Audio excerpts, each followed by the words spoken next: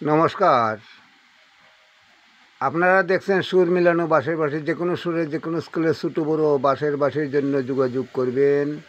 আমি রঞ্জিত Das, all India দূরদর্শন এবং radio Silchar কেন্দ্রের অনুমোদিত শিল্পী।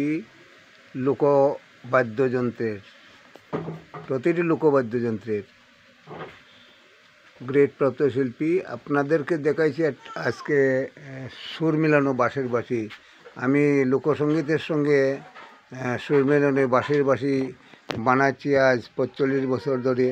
আমার বাঁশিগুলো আজ ভারতবর্ষের চতুর্প্রান্তে অনলাইনে যায় এবং বিদেশে যায়। গতকালকে পাঠাইয়াছি নেপালে 2টা বাঁশি।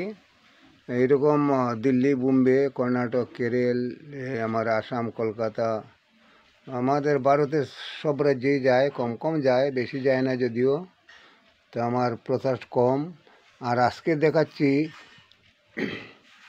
যেহেতু আগামীকাল রথ, কিন্তু অনেক শিশু বাচ্চারা, আমি অনেক দিনের পুরানো বাঁশি নির্মাতা, প্রায় 45 বছর ধরে মেলাগুলাতে বিক্রি করছি। তো ছোটো ছোটো বাচ্চারা চায় যেগুলা খেলনা বাঁশি, এগুলা টুট বাঁশি বলে, এগুলা দেখছেন।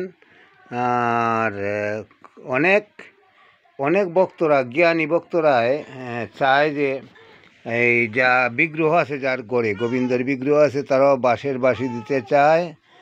আর বাঁশির বাঁশিটা দেওয়াই সবচেয়ে সত্য, কারণ কৃষ্ণের সোনার বাঁশি বাজাতে পারতো, কিন্তু এই বাঁশের বাঁশি বাজানোটা ওই কৃষ্ণে বাজাইতো। এই বাঁশিটা হলো, এই বাঁশির বাঁশটা সমুদ্র মন্থন থেকে উঠেছিল, এর জন্য কৃষ্ণ বাঁশের বাঁশি বাজাতো। আর যারা গোবিন্দরকে একটা বাঁশের বাঁশি দান করে, এরা হয়তো অনেক বিপদ আপদ থেকে মুক্তি পাইতে পারে। নেগেটিভ শক্তি দূর যায়, পজিটিভ শক্তি বিভিন্ন স্তরে বাড়বে। এই বলে আমার নমস্কার, ধন্যবাদ। আমার ভিডিওটা একটা লাইক করবেন, শেয়ার করবেন, সাবস্ক্রাইব করবেন। ধন্যবাদ, নমস্কার।